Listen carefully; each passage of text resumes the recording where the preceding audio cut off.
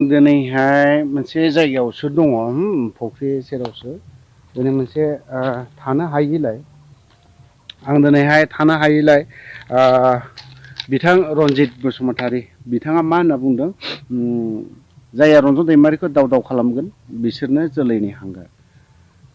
हांगारा सोरखौ होननानै बुङो नोंथांमोनानोथ' मोनसे बेनारखौ लानानैथ' फैदोंमोन नोंथांमोनाथ' रन्जन दैमारिखौ बरनगोन होननानै समायखिरा लादोंमोन रायजोनि सिगाङाव वार्ड टेकिं लादोंमोन नोंसोरो रायजोनि सिगाङाव दिनै नोंथांमोना मा रायजोनि सिगाङाव नंखाय खोथाखौनो फोसावनो थाखायसो बेफोरबायदि वार्ड टेकिं लादोंमोन नामा समायखिरा लादोंमोन नामा लाजिनो रोङासै नामा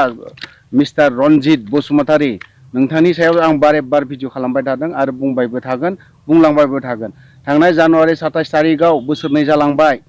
नोंथांमोना बरननोबो हायासै बावहाय होमबा खालिबो नोंथांमोना जेबो डिक्लेयार होनो हायासै मा हिसाबाव नोंथांमोना रन्जन दैमारिखौ दोनथ'नानै नोंथांमोना माबायदिहाय जानुवारि 27 तारिखखौ सेलिब्रेट खालामखो लाजिनाय मोनासै फेरेंगा लाजिनाय मोनासै दां गबिन्द बिथांमोना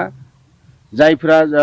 सेलिब्रेट खालामदोंमोन बिथांमोना रन्जन दैमारिखौ नागारनानै माबायदिहाय सेलिब्रेट खालामखो आंनि गिदिर कुइसना बिसो नोंथांमोना सागान होनो थांनाय समाव ज' थांदोंमोन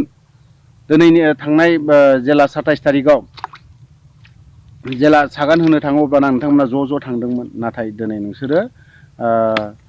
जेला सागान होना फैखांबाय पिस एकर्डखौ जों मानो गनाया होननानै बुंदों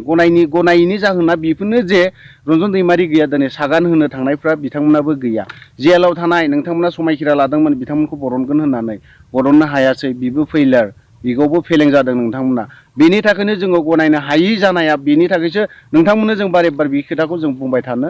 लाजियो थ' लोगोफोर आं भिडिअखौ बारा गोलाव खालामा दिनैहाय 1 मिनिट 2 मिनिटसोनिल' भिडिअ खालामदो फेरेंगा बिथां रनजित बिथांनिखौ नुनानैसो आङो बेखिनि भिडिअखौ खालामब्रबनो गोनां जादों आङो दिनैहाय